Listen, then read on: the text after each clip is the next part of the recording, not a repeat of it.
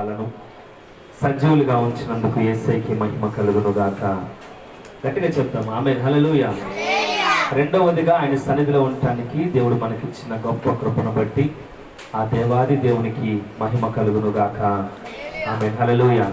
మూడవదిగా ఈ ప్రాంత ప్రజల రక్షణ కొరకు, వారి యొక్క ఆత్మ రక్షణ కొరకు దేవుడు మనందరినీ కూడా గొప్ప పాత్రలుగా వాడుకుంటున్న విధానం బట్టి కూడా ఆ దేవునికే మహిమ కలుగును గాక. ఆమేన్, హల్లెలూయా. మంచిది. వాక్య భాగంలోనికి వెళ్ళబోయే ముందు ఒక చిన్న ప్రశ్న. ఇక్కడ ఎంతమంది దేవుని పిల్లలు ఉన్నారు? సగం పిల్లలా? ప్రైజ్ ది లార్డ్, హల్లెలూయా. మరి ఇక్కడ ఎంతమంది అపవాది పిల్లలు ఉన్నారు? ఎవరు లేరా?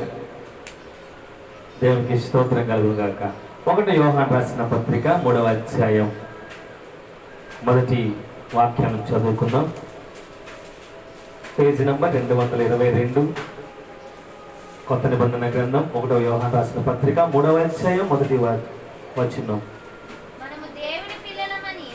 మనము దేవుని పిల్లలమని పిలువబడినట్లు తండ్రి మనకెట్టి ప్రేమను అనుగ్రహించునో చూడుడి. దేవాని పాదాలకు స్తోత్రాలయ. ఈ రోజున నీ పిల్లలెవరో, అపవాది పిల్లలెవరో తెలుసుకునే కృప మాకు ఇవ్వండి. ఈరోజు చిన్న ప్రభువా, మేమైతే నీ రూపంలో చెక్కబడిన వారము కాబట్టి నీ పిల్లలుగానే ఉన్నాం. అయితే వేషధారుల వల్లే ప్రభువా నిన్ను ధరించుకొని అపవాది పిల్లగా ఉన్నవారు కూడా ఉన్నారు. దయచేసి వారిని ఈ రోజున సరిచేసి నీ పిల్లలు అగునట్లు నీ ప్రేమను చూపేందుకు స్తోత్రాలు చెల్లిస్తూ మీ బిడ్డలకు వాక్యాన్ని ప్రకటిస్తూ ఉండగా నా తండ్రి, వినే చెవులు, గ్రహించే మనస్సుని బిడ్డలకు అనుగ్రహించి అనుసరించే జ్ఞానము తెలుపమని యేసు నామమున అడుగుచున్నాను తండ్రి, ఆమేన్, హల్లెలూయా. ఏం చెప్తున్నాడంటే భక్తుడు, దేవుడు మాట్లాడిస్తున్నాడు.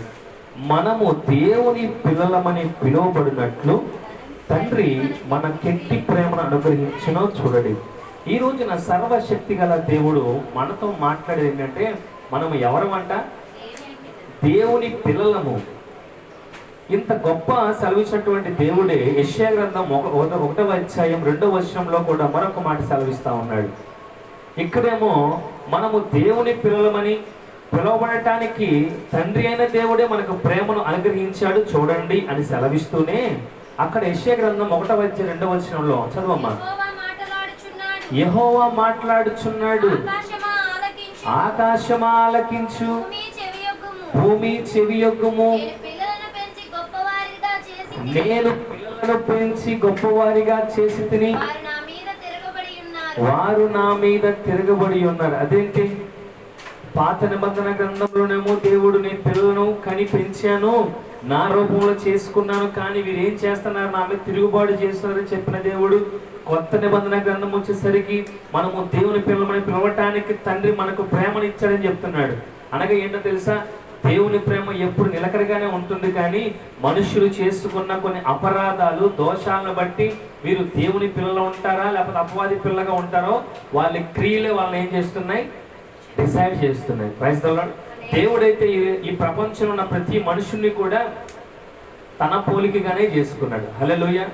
ఆది కాండంలో కనుక మనం వెళ్ళి చూస్తే దేవుడు ప్రకృతిని, ఆకాశం కలుగునుగాక, భూమి కలుగునుగాక, సముద్రం కలుగునుగాక, జలరాశులు కలుగునుగాక, నక్షత్రాలు కలుగునుగాక, కలుగునుగాక, కలుగునుగాక అని చివరాఖరికి దేవుడు అన్నాడు, అయ్యో మన నా యొక్క పోలిక చొప్పున ఎవరు ఉండాలంట? మనుష్యుడు ఉండాలని చెప్పి మనిషి కలుగునుగాక అన్నాడా? అట్లా సర్వ ప్రకృతిని మాత్రము కలుగునుగాక, కలుగునుగాక, కలుగునుగాక అని నోటి మాట చేత సృజించిన దేవుడు తన రూపంలో ఉన్నటువంటి మనిషిని మాత్రం ఎలా చేసుకున్నాడంట? తన స్వహస్తాలతో చేసుకొని తన యొక్క నాసికారంధ్రాల్లో జీవావాయువును ఓదగా నరుడు జీవాత్మయుడు. Praise the Lord, hallelujah. ఈరోజు దేవుడు మనకిచ్చిన గొప్ప ధన్యత ఏంటో తెలుసా? ప్రపంచం అంతా ఒక ఎత్తు అయితే మనం ఒక ఎత్తు. ఎందుకని? మనం ఆయన రూపంలో ఉన్నాం కాబట్టి. ప్రతి మనుషుడు కూడా దేవుని రూపంలో చెక్కబడ్డాడు, కానీ దేవుడు సెలవిస్తున్నమాట, నేను పిల్లలను పెంచా, బాగానే రెడీ చేసుకున్నాను, కానీ వీళ్ళు నా మీద తిరుగుబాటు చేస్తున్నారు. అనగా ఏంటి? దేవుడేమో మనకు ఒక తండ్రిగా ఉండాలని ఆశ కలిగి ఉంటే, కానీ ప్రజలు మాత్రం తన రూపం ఉన్న వాళ్ళు ఏం చేస్తారంటే దేవుణ్ణి ఎక్కడో ఒక చోట పెడుతున్నారు. దేవుడమ్మా ఎక్కడికి వెళ్తున్నారమ్మా అందరు కుటుంబం అంతా అంటే దేవుడి దగ్గరికి వెళ్తున్నామండి. ఎక్కడ దేవుడు? ఆ ఊరిలో ఉన్నాడు దేవుడు. అమ్మ మీరంతా ఎక్కడికి వెళ్తున్నారంటే అక్కడికి వెళ్తున్నామయ్యా. అక్కడెవరున్నారు? అక్కడ దేవుడు ఉన్నాడయ్యా. ప్రజలంట దేవునికి ఏం చేస్తున్నారు? తిరుగుబాటు చేస్తున్నారు. అనగా ఏంటి? దేవుడేమో తండ్రిగా ఉండాలని ఆశ కలిగి ఉంటే ప్రజలు మాత్రం తన రూపంలో చెక్కబడ్డ పిల్లలు మాత్రము దేవుని ఎక్కడో ఒక చోట ఉంచుతున్నారు. దేవా నువ్వు అక్కడే ఉండు, మేము ఇక్కడే ఉంటాం, మేమే అక్కడికి వస్తాం, నువ్వు మాత్రం మా ఇంటికి రావాక. దేవుడు అంటాడు, నా పిల్లలారా మీరందరూ నా పిల్లగా ఉండటానికి మిమ్మల్ని పిలుచుకున్నాను, నేను ఒక తండ్రిగా ఉంటాను మీ దగ్గర. అంటే వద్దు వద్దు వద్దు, నువ్వు ఎప్పుడు అక్కడే ఉండాలి. పండగకి వస్తాం, కొండల తిరణాలకు వస్తాం, లేదా ఇంకో తిరణాలకు వస్తాం, ఇంకో చోటకు వస్తాం. అక్కడికి వచ్చి ఏం చేస్తాం? ఒక కొబ్బరికాయ కొట్టి కొవ్వు తిరిగిచ్చి వచ్చేస్తాం, మళ్ళీ వచ్చే తిరణాలకే కనబడతాం. కానీ దేవుడు మాత్రం, నా పిల్లలారా నేను ఒక తండ్రిగా ఉంటా, మీరంతా నా పిల్లగా పిలవబడ్డానికే కదా నేను నా ప్రేమను చూపిస్తున్నాను దేవుడు మొరపెట్టుకుంటున్నాడు. హల్లెలూయా. కానీ ప్రజలు మాత్రం దేవునికి ఏం చేస్తారంటే తిరుగుబాటు చేస్తున్నారు. దేవుడికి ఇచ్చే ధన్యతను తిరుగుబాటు చేస్తున్నారు. దేవుడికి ఇవ్వాల్సిన మహిమను తిరుగుబాటు చేస్తున్నారు. కాబట్టి దేవుడు ఇక్కడ చాలా బాధపడుతున్నాడు. హల్లెలూయా. మరొక వచనంలో దేవుడు సెలవిస్తున్నాడు. 4వ వచనంలో చూస్తే, 2వ వచనంలో, ప్రియులారా ఇప్పుడు మనము దేవుని పిల్లలమై ఉన్నాము, మనకి ఏమవుదుమో అది ఇంకా ప్రత్యక్షపరచబడలేదు, కానీ ఆయన ప్రత్యక్షమైనప్పుడు ఆయన ఉన్నట్లుగానే ఆయన చూతుము గనుక ఆయన పోలి ఉందుమని ఎరుగుదుము. ఇక్కడ మరొక మాట సెలవిస్తుంది. ఏమన్నంట? ప్రియులారా ఇప్పుడు మనము దేవుని పిల్లలమై ఉన్నాము, మనం ఇంకా ఏమవుదుమో అది ఇంకా ప్రత్యక్షపరచబడలేదు, కానీ ఆయన ప్రత్యక్షమైనప్పుడు ఆయన ఉన్నట్లుగానే ఆయనను చూతుము గనుక ఆయనను పోలి ఉండాలి. Praise the Lord. ఈరోజు దేవుని పోలి నడుచుకున్న వాళ్ళు దేవుని పిల్లలు అవుతారు. ఒక రాజు ఉన్నాడు. ఆ రాజు తనకి ఒక కుమారుడు ఉన్నాడు. రాజకుమారుడు ఎలా ఉండాలి అమ్మా? రాజకుమారుడు లాగా ఉన్నాడా? రాజుకి ఒక కుమారుడు ఉంటే రాజుకి ఏ మాత్రం తగ్గకుండా యుద్ధ నైపుణ్యాలు నేర్చుకుని ఉండాలి, దాన ధర్మాలు తెలిసి ఉండాలి, న్యాయ విధులు కలిగి ఉండాలి. రాజు చేసే ప్రతి దానికి కూడా తన కుమారుడు అంత సాటిగా ఉండాలి. అలా కాకుండా రాజు మంచి రాజుగా ఉన్నాడు అనుకో, ఈడేమో తన పుట్టినవాడు ఇంట్లో అంటలు తోముకుంటాడు అనుకో, ఏమంటారండి? రాజు చూస్తే మంచి యుద్ధ వీరుడు, కొడుకు చూస్తే ఇంట్లో బట్టలు ఉతుకుతున్నాడు. రాజకుమారుడు అంటారా? అబ్బా రాజకుమారుడు ఎంత చక్క బట్టలు ఉతుకుతున్నాడు అంటారా? లేదు, రాజా నీ కడుపును వీళ్ళు చెడబుట్టాడు, నువ్వేమో యుద్ధ నైపుణ్యాలు తెలుసుకున్న గొప్ప వీరుడివి, వీడు చూస్తే నీకు చెడబుట్టాడు అంటారంటారా? ఈ రోజున సర్వశక్తి గల దేవుడు, భూలోకానికి పరలోకానికి సర్వ అధికారము కలిగిన దేవుడు, ఆయన రూపంలో చెక్కుకున్న మనుషులు మాత్రం ఎలా ప్రవర్తిస్తున్నారంటే ఇలాగే ప్రవర్తిస్తున్నారు. ఆయనేమో సర్వాధికారి అయిన దేవుడు, మనుషులు చూస్తే పాపులు. ఆయనేమో సర్వాధికారి అయిన దేవుడు, మనుషులు చూస్తే దొంగలు. ఆయనేమో సర్వాధికారి అయిన దేవుడు, మనుషులు చూస్తే వ్యభిచారులు. ఆయనేమో భూలోకానికి పరలోకానికి అధికారము కలిగి సర్వ సృష్టి కలుగజేసిన దేవుడు, మనుషులు చూస్తే అబద్ధికులు. ఈ రోజున ప్రపంచం అపవాది ఇలాగే నిందలేస్తుంది దేవుని ఎదుటికెళ్ళి. అయ్యా దేవుడా, నువ్వు నీ పిల్లలందరూ నీ రూపంలో ఉన్న వాళ్ళందరూ కూడా నీ పిల్లలు అంటున్నావు, కానీ వాళ్ళు నీ పిల్లలు కాదు, నా పిల్లలు అంటున్నాడు అపవాది గారు వెళ్ళి. అపవాది అబద్ధికుడు కాబట్టి అబద్ధాలు ఆడుతున్నాం, అబద్ధికుడు వ్యభిచారుడు కాబట్టి వ్యభిచారం చేస్తున్నాం, అబద్ధికుడు దొంగ కాబట్టి దొంగ పనులు చేస్తున్నాం. ఈ రోజున మనము చేసే ప్రతి కార్యము కూడా దేవుని కార్యాలుగా ఉన్నాయా దెయ్యం కార్యాలుగా తెలుసుకోవాలి. అపవాది అంటున్నాడు, మీరు వీళ్ళందరూ నీ బిడ్డలు కాదయ్యా, నా బిడ్డలు. ఎందుకని? నేను చెప్పింది చక్కగా చేస్తారు కాబట్టి. అవునా కాదు? అరే మీరు సినిమాకి పోంటారంటే సినిమాకి పోతారు, దొంగతనం చేయండి అంటే దొంగతనం చేస్తారు. ఇదిగో దేవుడి సన్నిధికి వెళ్ళబాకంటారంటే ఎవరో నేను చెప్పింది చేస్తారు తప్ప, అదిగో ఆ మేడ మీద సంతోషి మొత్తుకుంటాడు, ఎవడు వినడు. హల్లెలూయా. వింటాడా? వినరో. అది ఎవడైనా వచ్చి ఫ్రీగా ఏదైనా ఇస్తున్నామంటే మాత్రం వింటారు, అవసరమైతే సమయం అంతా కేటాయిస్తారు. అపవాది గారు ఎంత చులకనగా మాట్లాడతాడు దేవుని దగ్గర వెళ్ళి. యోబు గారి గురించి అపవాదికి దేవుడు సాక్ష్యం ఇస్తున్నాడు. యోబు గారికి, నా కుమారుడు నా దాసుని చూసాను ఆయన సూపర్ వెళ్ళి ఏమన్నా అతని సంగతి గమనించావా? చూసానయ్యా, నువ్వు చక్కగా ఆశ్రయించా కాబట్టి ఘనంగా ఉన్నాడు. దేవుడు యోబు గారి గురించి అపవాదితో వేద్యమాడుతున్నాడు. ఈ రోజున మనల్ని బట్టి కూడా దేవుడు ప్రతి దినము కూడా వేద్యమాడుతున్నాడు. ఎవరితో? అపవాది చేత. ఇదిగో సంతోషం చూసావా? చూసానయ్యా, ఒకప్పుడు లోకానుసారంగా ఉన్నాడు, ఇప్పుడు మాయ పెట్టాము, ఇప్పుడు బాగా మారిపోయాడు, ఇంకొక మాయ పెడతా మారిపోతాడేమో. నేను ఎదుర్కొంటున్న కొన్ని శ్రమలు ఈరోజు నా దేవుణ్ణి గెలిపించడం కొరకు నేను ప్రయాసపడుతున్నాను. హల్లెలూయా. నన్ను వెంటాడుతున్న కొన్ని శోధనలు తప్పించుకోవడానికి నేను ప్రయాసపడుతున్నాను. దేనికంటే దేవుని బిడ్డగా బతకాలి, దేవునికి నా ద్వారా కనపరచబడాలి తప్ప నా ద్వారా అవమానం కలగకూడదని నేను ప్రయాసపడుతున్నాను. కానీ ఈ రోజున సర్వలోకమును బట్టి దేవుని నామం ఏం చేయబడుతుందంటే అవమానపరచబడుతుంది.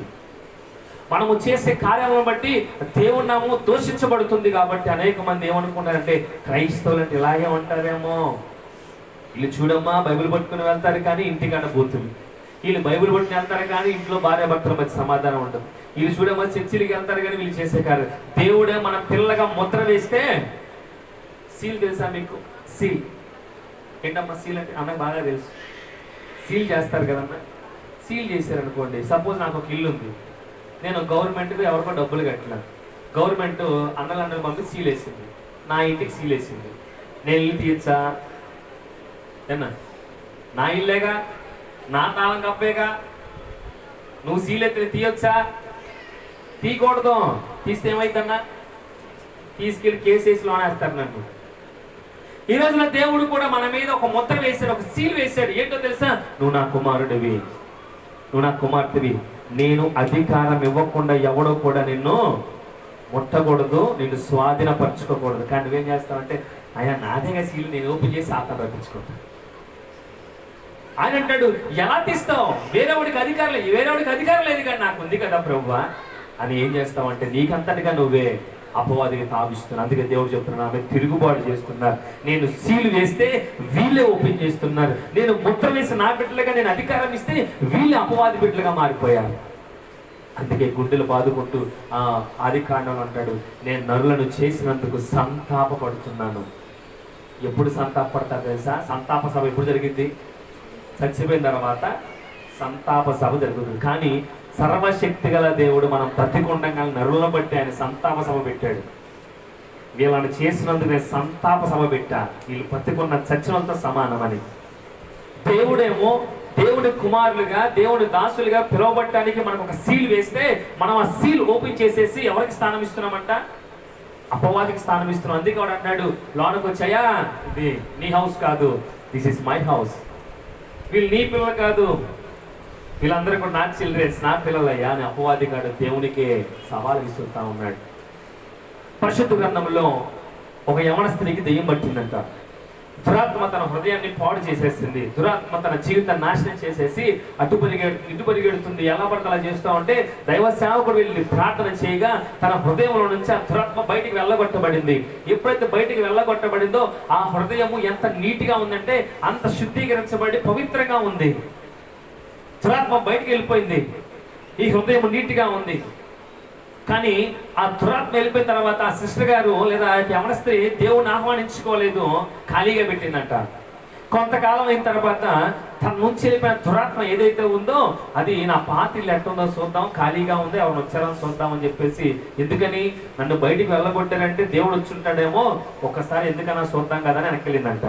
వెనక్కి వెళ్తే ఆ హృదయము ఇంతకుముందు దురాత్మ ఉన్నదానికంటే నీట్గా ఊడ్చి చక్కగా అలంకరించబడిందంటే ఎవరు లేరు తన హృదయంలో. ఇది అనుకుందంట, నేను ఒక్కదాన్నే ఉంటే బాగోదని చెప్పి మరొక 7 దురాత్మను తీసుకుపోయి కాపురం పెట్టేసిందంట్లు. ఇంతకు ముందు బాధించబడిన దానికంటే ఇప్పుడు ఆ యవన స్త్రీ ఇంకా బాధించబడిందంట. ఈ రోజున దేవుడి సీల్ ఓపెన్ చేస్తున్నావా? ఖచ్చితంగా నువ్వు బాధపడతావు. దేవుడు ఎంత ప్రేమమయుడంటే నీ మీద నా మీద ఎవ్వడికి అధికారం ఇవ్వలేదు. ఆయన మాట దాటి ఎవరు కూడా నిన్ను టచ్ చేయడానికి వీలు లేదు. నీకు నాకు అపాయము కలగాలంటే ఎవడి వల్ల కాదు, ఒక దేవుడు అంగీకరిస్తేనే. Praise the lord. ఇంకా గొప్ప విషయం చెప్పమంటారా? దేవుడు ఎంత ప్రేమిస్తున్నాడో తెలుసా? ఈ రోజంతా నేను గవర్నమెంట్ హాస్పిటల్లో ఉన్నాను, నా కళ ముందు దరిదా ఒక 40-50 మంది పొద్దు నుంచి వచ్చి వెళ్ళినోళ్ళే చూశాను. ఈ రోజున చిన్నపిల్లల కానుంచి ముసలి వాళ్ళ వరకు భయంకర పరిస్థితి. ఎందుకంటే మా యొక్క సహోదరుడు అక్కడ ఉన్నాడు, అతని దగ్గర ఈ రోజు అంతా అక్కడే ఉన్నప్పుడు ఒక భయంకర సిచ్యువేషన్ అనమాట. పక్కన ఒక పిల్లోని నిన్నాలే కూర్చోబెట్టారు. అతనికి ఇక్కడ హోల్ పెట్టి ఆ పైపు లోనికి బయటికి తెస్తా ఉన్నారు ఇక్కడ డొక్కల దగ్గర. ఎందుకు? ఆ చెన్నీరు బయటికి, ఆ చెడు రక్తం బయట రావడానికి. మరొకరికి ఆక్సిజన్ అందట్లేదు. మరొకరికి పైకి అసలు ఎంత భయంకరంగా ఉందంటే అసలు కిటకిటలాడి బెడ్లు లేక ఆ స్ట్రెచ్ల మీద పడుకోబెట్టి పైకి ఏలాడిస్తున్న పరిస్థితి. మరి ఈరోజు నువ్వు నేను ఎలాగున్నావు? చక్కగా ఫ్యాన్ కింద, లైట్ కింద, చక్కగా తినుబండారాలు తినుకుంటే సంతోషంగా ఉన్నాం. ఎంత ప్రేమించాడు తల్లి నిన్ను నన్ను. ఈ ధన్యత వాళ్ళకుందా? వెళ్ళి వాళ్ళని అడుగు, వాళ్ళు సంతోషంగా ఉంటారా? ఆ నీసు కంపులో ముద్ద కూడా తినకుండా పొద్దు నుంచి అలాగే ఉన్న చూశాను. నీళ్లు కూడా తాగలే దౌర్భాగ్య స్థితిలో అక్కడే ఉన్నారు. బయటికి వెళ్తే లోన నుంచి ఏ వార్త వచ్చిద్దా అంటే భయంతో బతికే వాళ్ళని చూశాను. ఆల్రెడీ చనిపోయినటువంటి బంధుమిత్రులు ఏడుపులు గగ్గోళ్ళు పెట్టునే ఉన్నాను పొద్దున్న నుంచి. కానీ దేవుడు ఎంత ప్రేమించాడన్నా నిన్ను నన్ను, ఎంత ప్రేమించాడు. మన మీద ఏముంది? సీల్, ముద్ర ఉంది. ఆ ముద్ర ఉంది కాబట్టి ఈరోజు నువ్వు నేను చక్కగా వెలుగులో కూర్చున్నావు. దేవుడు చెప్తున్నాడు, నా ప్రేమ ఎలాంటి ప్రేమో తెలుసా? నన్ను ప్రేమించినంతగా ఈ సృష్టిలో మరి దేనిని ప్రేమించలేదు. నాకిచ్చిన స్థానం పరమందున దూతలకు ఇవ్వలేదు. ఏంటంట? దూతలు ఏం చేస్తాయి చెప్పండి? ఆడుకుంటాయా? 24 hours పరిశుద్ధుడు పరిశుద్ధుడు. ఎలాగా? 2 రెక్కలతో ముఖము కప్పుకొని, 2 రెక్కలతో బాడీ కప్పుకొని, 2 రెక్కలతో ఎగురుతూ యెహోవా పరిశుద్ధుడు పరిశుద్ధుడు పరిశుద్ధుడు పరిశుద్ధుడు పరిశుద్ధుడు పరిశుద్ధుడు అనుకుంటా తిరుగుతూ ఉంటాయి. కానీ వాటిని మాత్రము దూతలు అన్నాడు. అప్పుడప్పుడు ప్రార్థన చేసేవాళ్ళం, అప్పుడప్పుడు పాటలు పాడేవాళ్ళం, అప్పుడప్పుడు ఏదో ఆదివారమో శుక్రవారం వెళ్ళి దేవా నీకు స్తోత్రమయ్యా నీవు లేకుండా అని పాడబడేవాళ్ళం. కానీ మనల్ని ఏమంటున్నాడంటే, పిల్లలారా, నా కుమార్తెలారా, నా కుమారులారా. ఎప్పుడు స్తుతిస్తే దేవదూతలు మాత్రం పనుల్లాగా చూస్తున్నాడు దేవుడు. పనికి పెట్టుకున్నాడు. వాళ్ళంట వచ్చి ఒక వాక్యం సెలవిస్తా ఉంది, నీ రాకపోకల యందు యెహోవా తన దూతలకు ఆజ్ఞాపించును. ఎవడి కొరకు? అప్పుడప్పుడు ప్రార్థనకి వెళ్ళి మన కోసం అంట ఎప్పుడు దేవుడు స్తుతించే దేవదూతలు అంటే కాపలు పెడతారంట. కాపల. హల్లెలూయా. మనం రాకపోకలేదు అంటే మనం కాపాడాలంట దేవుడు ఆజ్ఞ. ఎందుకని? ఆదివారం పూట వచ్చి స్తోత్రం చెప్పి వెళ్ళిపోతాం కదా. అందుకు ఆ దూతలు అనుకుంటే, ఏంటయ్యా 24 గంటలు స్తుతించే మమ్మల్ని పనులను చేసావు, అప్పుడప్పుడు స్తుతించి అప్పుడప్పుడు నిన్ను నీ చర్చికి వచ్చి ముఖం చూపించెళ్ళే వీళ్ళని కాపలా పెడుతున్నావా అని అంటాడు. సేవకులారా, దూతలారా, మీరు ఎప్పుడు నా సన్నిధిలో ఉంటారు, కానీ నా బిడ్డలు అపవాది చేత చిక్కబడతారు కాబట్టి, అమాయకులు కాబట్టి మిమ్మల్ని ఈ రోజు కాకపోతే రేపన్నా వస్తారు, వెళ్ళండి. ఈ ఆదివారం కాకపోతే వచ్చే ఆదివారం నా సన్నిధికి వస్తారు, కాబట్టి వారం అంతా కాపాడండి. హల్లెలూయా. ఈ ఎండలు ఎంతమంది చనిపోతున్నారో మనం మాత్రము క్షేమంగా. హల్లెలూయా. ఎందుకంటే దేవుడు అంత ప్రేమించాడు. Praise the Lord. ఈ రోజున మనం క్షేమంగా ఉన్నామంటే మన మీద ఏముందో తెలుసా? రక్షణ ఆ యొక్క ముద్ర ఉంది, సీల్ ఉంది. ఆ సీల్ ఉండబట్టి ఈరోజు ఆరోగ్యంగా ఉన్నాం. ఒక రాయి తగిలితే అల్లాడిపోతామే, అడిగోండి ఈ చేయికి 2 ఈ చేతికి 2 వాళ్ళ ఇష్టం వచ్చిన కూర్చుతున్నారు. ఎందుకు? నరం దొరకక, వాళ్ళ ఇష్టమే. కాదు ఈ రోజున నీకు నాకు ఏ గాయాలు లేవే. గాయపడిన హస్తము చేత ఆయన పిల్లమైన మన మీద ముద్ర వేశాడు తల్లి. అందుకే నువ్వు ఈ రోజున ఎక్కడ లేవు? హాస్పిటల్ లేవు, ఎక్కడ లేవు? కారాగారంలో లేవు, ఎక్కడ లేవు? చెప్పుకోసక్కని స్థలంలో లేవు, చీకట్లో లేవు. ఎందుకో తెలుసా? ఆయన నీ మీద నా మీద ముద్ర వేశాడు. Praise the Lord. హల్లెలూయా. అందుకే సర్వశక్తి గల దేవుడు చెప్పేది, మీరు నా పిల్లలు. హల్లెలూయా. ఇప్పుడు నేను నైట్ పూట వెళ్తున్నప్పుడు కుక్కలంట పడతాయి. నాకు భయం, కుక్కలంటే చాలా భయం. ఎందుకంటే కరిగితే ఇంజక్షన్ వేయించుకోవాలని భయం. కాబట్టి కుక్కలంటే భయం. నా ముందు నా బిడ్డ పోతున్నాడు, శాంతిగాడో చక్కనియో లేకపోతే కిచ్చిలో పోతున్నారు. కుక్క వాళ్ళని అటాక్ చేసింది. నేను పారిపోతానా? దాని ముందుకి నిలబడతాను. చెప్పాలి. నాకు కుక్కలంటే భయంగా, నా పిల్లల్ని కరిసి పారిపోతానా? అది కరిసినా నన్నే కరవాలి, నేను కొట్టినా దాన్నే కొట్టాలి, కానీ నా బిడ్డల మీద ఇంత గేటు కూడా ప్రాణం అడ్డుపెట్టి కాపాడుకుంటా. Praise the Lord. సర్వశక్తి గల దేవుడు కూడా చెప్పేది ఇదే. నువ్వు ఒంటరి ప్రయాణంలో ఉంటున్నప్పుడు, నువ్వు ఒకవేళ దేవుడు అపవాదికి నీ ముందు నిలబడ్డప్పుడు నీ ముందు ఆయన ఉంటాడు. హల్లెలూయా. అందుకే చాలా మంది భయంతో ఉంటారు. దేనికంటే దేవుని కలిగి ఉండరు కాబట్టి. దేవుడు సీల్ ఎప్పుడో ఓపెన్ చేశారు కాబట్టి శ్రమ వచ్చినా బాధ వచ్చినా ఏమైపోతారు? కృంగిపోయి భయపడిపోతూ ఉంటారు. కానీ దేవుడి బిడ్డలో ఆయన చూసుకుంటాడు. హల్లెలూయా. ఆయన ఏదో చేస్తాడు. హల్లెలూయా. ఆయన ఉండగా మాకు భయం ఏంటి? హల్లెలూయా. ఇలాగ ధైర్యం కలిగి ఉంటారు. అటువంటి ధైర్యం కలిగిన వాళ్ళే దేవుని బిడ్డలు. Praise the Lord. హల్లెలూయా. ఈ రోజు నా దేవుని బిడ్డలారా, దేవుడు ఎంత చక్కగా మాట్లాడుతున్నాడంటే మరొక వచనం చూద్దాం. 4వ వచనంలో, ఆజ్ఞ అతిక్రమమే పాపము, పాపమును తీసివేయుటకే ఆయన ప్రత్యక్షమాయనని మీకు తెలియను. ఆయన యందు పాపమేమీ లేదు, ఆయన యందు నిలిచిండు వాడెవడు పాపము చేయడు. ఈరోజు దేవుడు అంటున్నాడు, ఎవరైతే నా పిల్లగా ఉండాలనుకుంటున్నారో వాళ్ళు ఎలా ఉంటారంట? దేవుడు ఏ పాపము చేయలేదు కాబట్టి వాళ్ళు కూడా ఎలా ఉంటారు? పాపము చేయని వారిగా ఉంటారు. ఇన్ కేసు ఒకవేళ తెలుసో తెలియక పాపం చేసినా ఆయన ఎంచింది దేనికంట? పాపముల నుంచి మనను. నా పిల్లడు బురదలో పడిపోతే నేనేం చేస్తా? భలే పడ్డావరా అంటానా? ఏం చేస్తాను? ఆ బురదల నుంచి బయట తీసుకొచ్చి శుభ్రంగా కడిగి పాత బట్టలు తీసేసి కొత్త బట్టలు వేసి కొద్ది దెబ్బ కొట్టినా అరిసినా ఏం చేస్తాను? నా కుమారుణ్ణి నీట్గా కడిగి మళ్ళా చెప్తాను ఇంట్లో. హల్లెలూయా.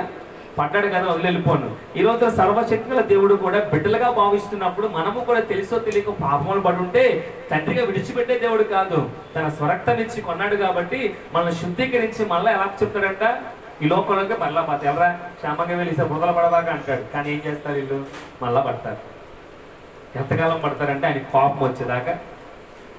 ఆయన ఒక్కసారి కోపం వచ్చిందనుకో, ఇంక బురద చూస్తే నీకు ఎలా ఉంటుందని గుండెలు ఎదురులాగా చేస్తాడు. హల్లెలూయా. కాబట్టి సర్వశక్తిగల దేవుడు చెప్పేది మళ్ళా 7వ వచనంలో కనుక చూస్తే, చిన్న పిల్లలారా అంటాడు. మళ్ళీ ఇక్కడ ఎవరమంట? మనం చిన్న పిల్ల బొప్పిలం అంటాను. చిన్న బొప్పిలం అంట మనం. చిన్న పిల్లలారా ఎవరిని మిమ్మును మోసపరచనీయకుడి. ఆయన ఎవరితో పోలుస్తున్నాడు? మరలా మనల్ని చిన్న పిల్లలతో పోలుస్తున్నాడు. మిమ్మల్ని ఎవడు మోసపడలేక నాన్న, నువ్వు లోకంలోకి వెళ్తున్నావు, అపవాది కూడా వస్తాడు, జాగ్రత్త. ఎటు నుంచి వస్తాడంటే నువ్వు వదిలేసిన పాపం గుండా వస్తాడు, నువ్వు వదిలేసిన స్నేహం గుండా వస్తాడు, నువ్వు వదిలేసినటువంటి మార్గం గుండా వాడే వచ్చి ఏం చేస్తాడంట? మోసం చేస్తాడు. కాబట్టి జాగ్రత్త. మన పిల్లలకి చెప్తాం కదా, స్కూల్కి వెళ్ళేటప్పుడు ఎక్కడ ఆగబాకండి అమ్మా, ఎవడేమి ఇచ్చా తినబాకండి, ఎవడు పిలిచినా ఎలా చెప్తామో దేవుడు అట్లాగే చెప్తున్నాడు. చిన్న పిల్లలారా మిమ్మల్ని ఎవ్వడు మోసం చేయనివ్వకండి, ఎందుకంటే మోసం చేసేవాడు నీ పక్కన తిరుగుతూ ఉంటాడు కాబట్టి. హల్లెలూయా. అయితే 8వ వచనంలో కనుక చూస్తే, అపవాది మొదటి నుంచి పాపము చేయుచున్నాడు గనక పాపము చేయువాడు అపవాది సంబంధి. అపవాది యొక్క క్రియలను లయపరచుటకే దేవుని కుమారుడు ప్రత్యక్షమైన. అపవాది మొదటి నుంచి పాపం చేస్తున్నాడు కాబట్టి వాడు అపవాది సంబంధి కాబట్టి ఎవడైనా కానీ ఆ క్రియలు కనుక చేస్తే వాడు దేవుని పిల్లడు కాదంట. ఎవరి పిల్లడంట? అపవాది కర్రుడి పిల్లలంట. ఎవరైతే చీకటి సంబంధులో, ఎవరైతే దెయ్యపు సంబంధులో ఈ రోజున అయ్యా మాకు దెయ్యం పట్టింది, గాలి పట్టింది. ఎక్కడి నుంచి పట్టింది గాలి? నీకంటే నువ్వు డోర్లు తీసావు కాబట్టి, దేవుని సీల్ తీసేసావు కాబట్టి, దేవుడు నీ మీద రక్షణ సీల్ ఓపెన్ చేసావు కాబట్టి గాలి వచ్చేసింది. నీ హృదయంలో దేవుడు ఉంటే ఏ గాలి ధూళి నేను టచ్ చేయడానికి భయపడుతుంది. ఈ రోజున గాలికి భయపడుతున్నావా? ఇంట్లో ఉంటే ఏదో తిరుగుతుందా? ఏం తిరగదు. నువ్వేం చేసావు?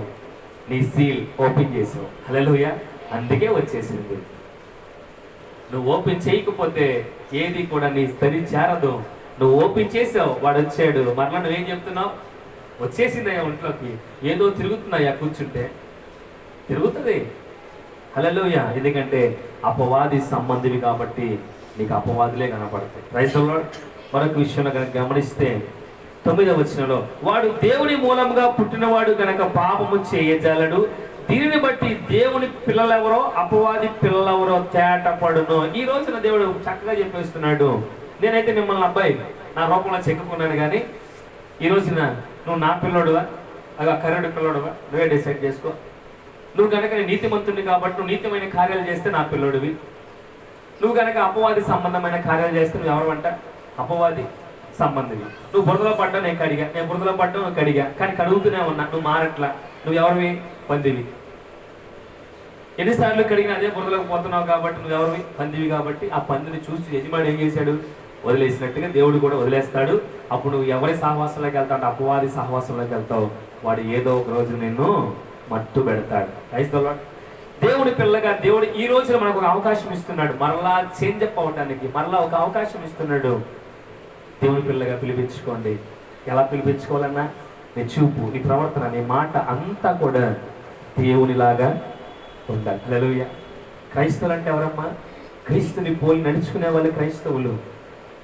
హల్లెలూయా. క్రీస్తుని పోలి నడుచుకోవాలి. కనబడ్డప్పుడు అందరికి వందనాలు చెప్పాలి. అమ్మ వందనాలు. వాళ్ళ శత్రువులైన వందనాలు చెప్పాలి, చిన్నవాళ్ళైన వందనాలు చెప్పాలి. నువ్వు ఎప్పుడైతే అది బిగిన్ చేస్తావో నువ్వు దేవుని పిల్లవడానికి మొదటి స్టెప్ వేసినట్లే. అలాగే నిన్ను చూసి ఎదుటి వాళ్ళు వందనాలు చెప్పారనుకో, నువ్వు నడుచుకున్నట్లుగా దేవుని బిడ్డలుగా రెండో స్టెప్ వేసినట్లు అర్థం. నువ్వు దేవుని కొరకు ప్రయాసపడుతూ దేవుని సన్ని ఎదుగుతున్నావు అనుకో, దేవుని గురించి పాడుతున్నావు అనుకో, దేవుని స్తుతిస్తా ఉన్నావు అనుకో, కొద్ది రోజుల్లో నీ మీద ఈ లోకమంతా కూడా ఒక ఆలోచన కలిగి ఉంటుంది. దేవుని పిల్ల అవడానికి ఒక్కొక్క స్టెప్ మనం ఏం చేయాలా? ఎదుర్కొంటా రావాలి. హల్లెలూయా, హల్లెలూయా. అప్పుడు అంటారు, ఏమంటారు తెలుసా? కొంతకాలానికి, అమ్మా పక్క తక్కువ దేవుని పిల్లలు వస్తున్నారు, పక్క తక్కునమ్మా, అమ్మా మా కొరకు ప్రార్థన చేయండి అమ్మా, అమ్మా మీ అందరి ప్రార్థనలో మా కుటుంబం కోసం ప్రార్థన చేయండి అమ్మా, అమ్మా మా ఇంట్లో ప్రార్థన పెడతారా, అమ్మా మాకు పాటలు నేర్పిస్తారా. ఇవన్నీ కూడా దేవుని పిల్లలు పిలిపించుకునే పేరు. Praise the Lord. హల్లెలూయా. ఈరోజు ఏంటి కాలంలో ఎందుకు పిలిచారు నన్ను? నేను యూట్యూబర్నా, నేను ఏమంటారు వాటిని, సెలబ్రిటీనా? ఎందుకు పిలిచారు? దేవుని సేవకుడిగా దేవుని నా మీద ఏమేశాడు? ముద్ర వేసాడు కాబట్టి పిలిచాడు. హల్లెలూయా. నేను ఎందుకు నిలబడ్డాను?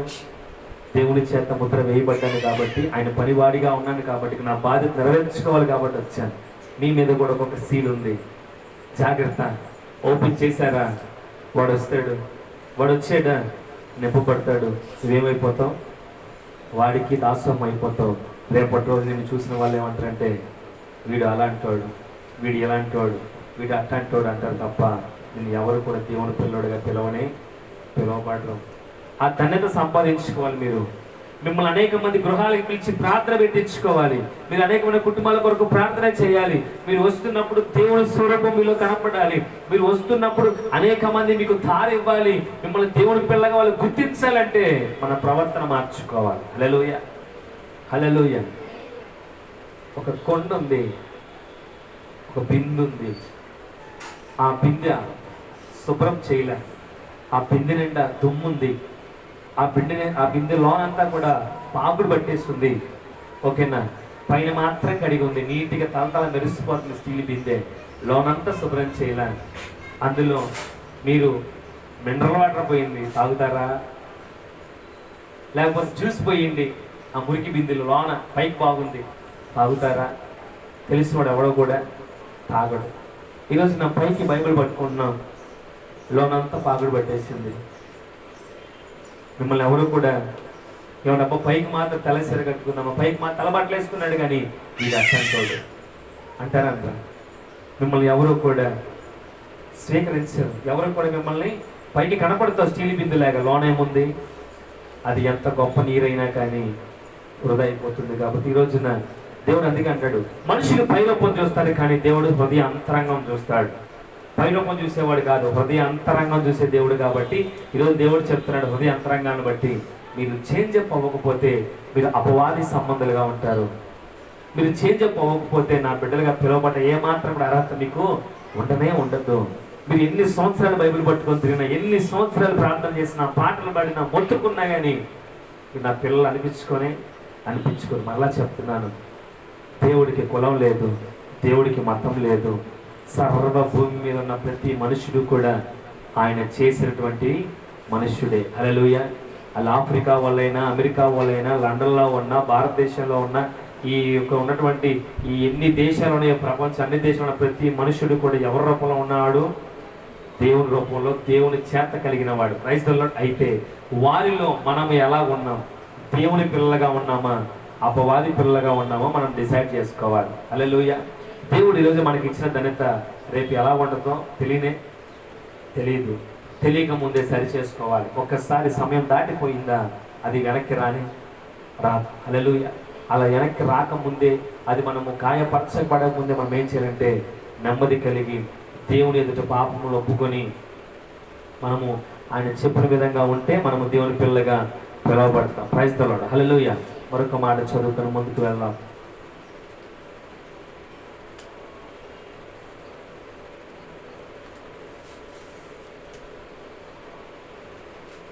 నాలుగవ అధ్యాయం 4వ వచనం. చిన్న పిల్లలారా, మీరు దేవుని సంబంధులు, మీలో ఉన్నవాడు లోకంలో ఉన్న కాని కంటే గొప్పవాడు గనుక మీరు వారిని చేయించున్నారు. హల్లెలూయా. ఈ మాట ఎంత గొప్పదంటే, మరలా దేవుడు అన్నాడు చిన్న పిల్లలారా. మనం ఎవరు అంటే దేవుని సంబంధులం. దేవుని సంబంధులు ఎలా ఉండాలో దేవుని సంబంధులు అలాగే ఉండాలి. దేవుడు ఎలాంటి వాడు? పరిశుద్ధుడు. ఆయన మంచి మాట్లాడేవాడు, మంచి చేసేవాడు, మంచి సలహాలు ఇచ్చేవాడు, మంచిగా ప్రేమించేవాడు. కాబట్టి మనం ఎవరి సంబంధం అంట? దేవుని సంబంధులం. కాబట్టి మనలో ఉన్నవాడు లోకంలో ఉన్నవాడి కంటే గొప్పవాడు. అనగా ఏంటి? మనలో ఎవరు ఉండాలి? దేవుడు ఉండాలి. దేవుడు ఉంటేనే దేవుని సంబంధులం. మనలో ఉన్నవాడు లోకంలో ఉన్నవాడి కంటే గొప్పవాడు. కానీ ప్రజలు ఏం చేస్తున్నారంటే లోకాన్ని హెచ్చిస్తున్నారు, దేవుణ్ణి తగ్గిస్తున్నారు. హల్లెలూయా. లోకాన్ని పూజిస్తూ ఉన్నారు, దేవుణ్ణి తగ్గిస్తూ ఉన్నారు. లోకాశలకు ఎక్కువ సమయం ఇస్తున్నారు, దేవునికి సమయం తక్కువ ఇస్తున్నారు. లోకాశలకు ఎంతగానో ప్రాధాన్యత ఇస్తున్నారు. కానీ ఈరోజు చూడండి, ఆదివారం పూటే ఎక్కలేని బంధువులు వస్తారు, ఆదివారం పూటే ఎక్కలేని ఎక్స్ప్రెషన్స్ ఉంటాయి, ఆదివారం పూటే అన్ని పనులు పెట్టుకుంటారు. కానీ దేవుని సన్నిధికి మాత్రము రాదు. దేవుడు అన్నాడు, ఈ లోకంలో ఉన్న ప్రతి దానికంటే నేను గొప్పవాడిని. కాబట్టి మీరు మొదటిగా నా బిడ్డలు అవ్వాలంటే నన్ను మీలో ఉంచుకోవాలి. వాక్యం ఉంది, నా యందు మీరును మీ యందు నా మాటలు ఉన్న ఎడల మీకేది ఇష్టమో. హల్లెలూయా. మీకేది ఇష్టమో అడగండి. ఈరోజు నా అడిగింది పొందుకోలేకపోతున్నారంటే వీళ్ళు ఎవరు లేరు, దేవుడు లేడు, దేవుడు లేకపోతే మీరు దేవుని సంబంధులు కాదు, మీరు దేవుని సంబంధాలు కాకపోతే క్వైట్ ఆపోజిట్లో అపవాదం ఉన్నాడు, వాడే సంబంధి. చీకటి వెలుగు రెండు దారులు, మూడోది లేదు. ఉందన్నా? చీకటి వెలుగు. వెలుగు దేవుడికి సాదృశ్యం, చీకటి అపవాదికి సాదృశ్యం.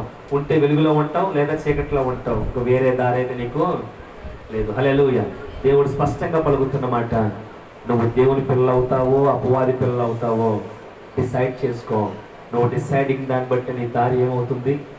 చేయబడుతుంది. నువ్వు చీకట్లోకి పోతావా? ఓ. వెలుగులోకి నడుస్తావా? వెళ్ళు. వెలుగులోకి నడిచిన వాడు దేవుని సంబంధి, చీకట్లోకి వెళ్ళినవాడు అపవాది సంబంధి. దేవుడు స్పష్టంగా చెప్పేస్తున్నాడు, నాకు ఎటువంటి సంబంధము కూడా లేదు. ఎందుకో తెలుసా? వాక్యం సాగిస్తూ ఉంది, మాట వినని జనుల కొరకు తినమల్లా కూడా ఆయన చేతులు జాతి పిలుస్తూ ఉన్నాడు. ఈ రోజు కూడా పిలుస్తున్నాడు, ఇప్పుడు కూడా పిలుస్తున్నాడు. ఈ రోజు కూడా ఆయన మాట మనం కనుక వినకుండా రాలేకపోతే ఇంక దేవుడు అంటాడు, నాకు అనవసరం, నాకు అనవసరం. సాంసోన్ని పిలిచాడు ఎలా? నాకు అనవసరం. సొలొమోను పిలిచాడు అనవసరం. హల్లెలూయా. నోవహు కాలంలో ప్రజలందరినీ పిలిచాడు వినలేదు, మొత్తం పట్టుకుపోయారు.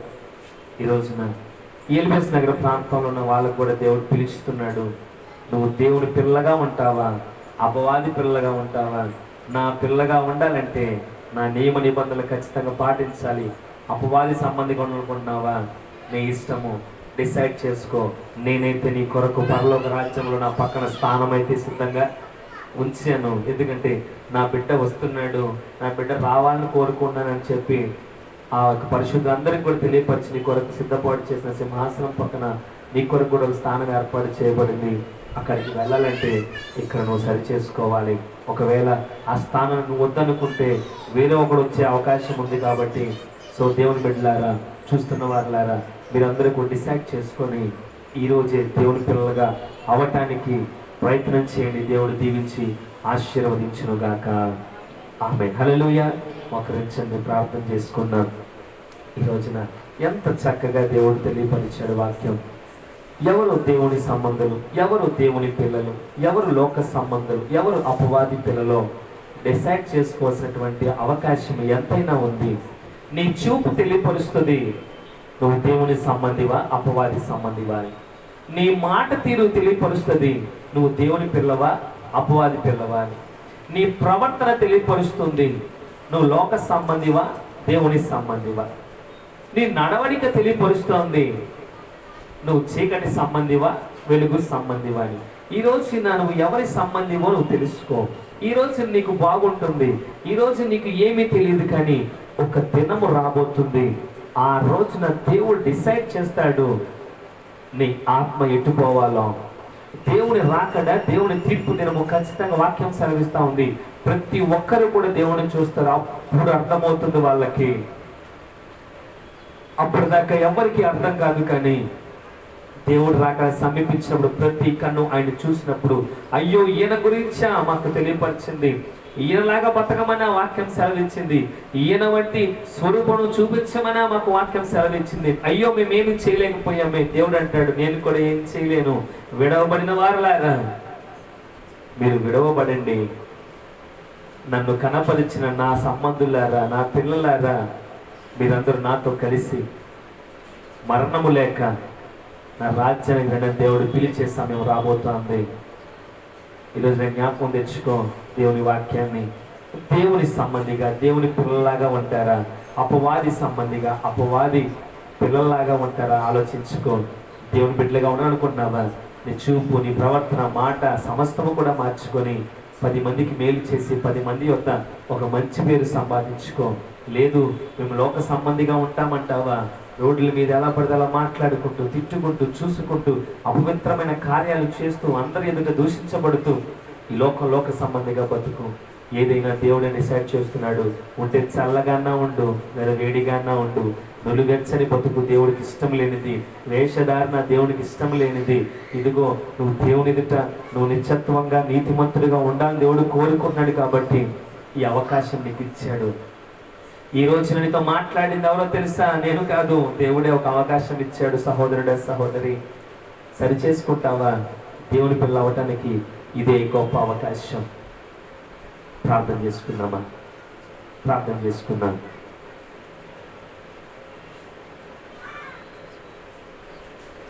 నేను మరచిన గాని నన్ను మరువనన్న ప్రేమ, నేను విడిచిన గాని నన్ను విడువనన్న ప్రేమ, నేను మరచిన గాని నన్ను మరువనన్న ప్రేమ, నేను విడిచిన గాని నన్ను విడువనన్న ప్రేమ, నిత్యము నన్ను మరువనన్న ప్రేమ, తన అరచేతులలో చెక్కుకున్న ప్రేమ, నిత్యము నన్ను మరువనన్న ప్రేమ, తన అరచేతులలో చెక్కుకున్న ప్రేమ, ప్రేమ యేసయ్య ప్రేమ, ప్రేమ యేసయ్య ప్రేమ, ప్రేమ యేసయ్య ప్రేమ,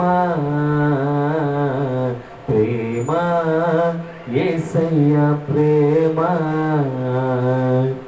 మారనిది, మరువనిది, విడువనిది, ఎడబాయనిది, మారనిది, మరువనిది, విడువనిది, ఎడబాయనిది. ప్రార్థన. సకల ఆశీర్వాదాలకు కారణభూతుడు అయిన పరమ తండ్రి, నన్ను కన్న తండ్రి, నీకు వందనాలయ్యా. ఈరోజున నీ పిల్లల ఊటకు మరొక అవకాశం ఇచ్చావు. ఒకవేళ మాలో ఉన్న అపరాధమో, పాపమో, దోషమో నీ పిల్లలుగా మేము లేకుండా చేయటానికి, మేము వదిలేసిన పాపమో, శాపమో మమ్మల్ని వెంటాడుతూ నీ నుంచి దూరం చేస్తున్నట్లయితే ఈ అవకాశాన్ని మేము తీసుకుంటున్నాం. దయచేసి మరలా మీరు మాకు ఇచ్చిన అవకాశాన్ని బట్టి స్తోత్రాలయ్యా. దయచేసి మమ్మలను, మా కుటుంబాలను క్షమించండి, ఆదరించండి. మేము నీ పిల్లలుగానే బతుకుతామయ్యా, మేము మీ బిడ్డలుగానే జీవిస్తామయ్యా.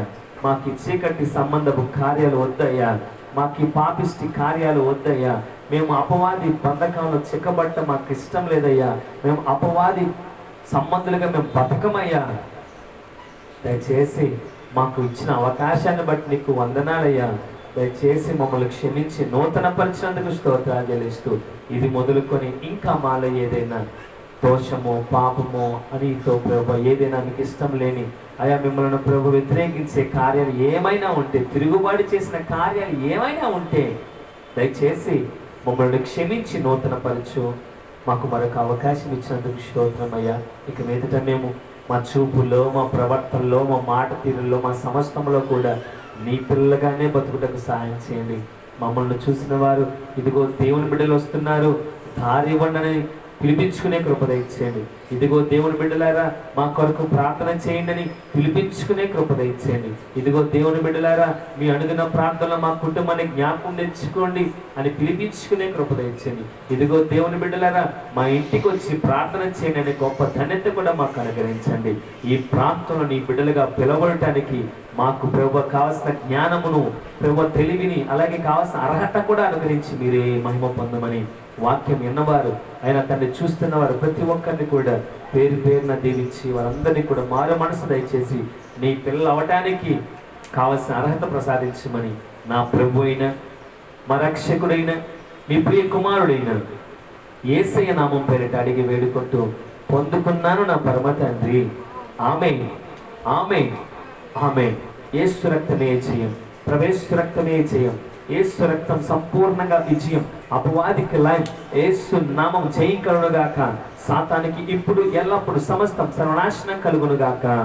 ఆమేన్, ఆమేన్, ఆమేన్. మన తండ్రి అయిన దేవుని ప్రేమ, కుమారుడైన యేసు క్రీస్తు వారి కృప, పరిశుద్ధాత్మ యొక్క అన్యోన్య సహవాసము, ఆశీర్వాదము, ప్రేమ మనకు, మన కుటుంబాలకి, ప్రాంత ప్రజలకు నిరంతరము తోడే ఉండునుగాక. Amen, amen, amen. Praise the Lord. మీ అందరికీ ప్రభువుపేట వందనాలు. దేవుని పిల్లలారా దేవుని పిల్లగానే బతుకుతాం.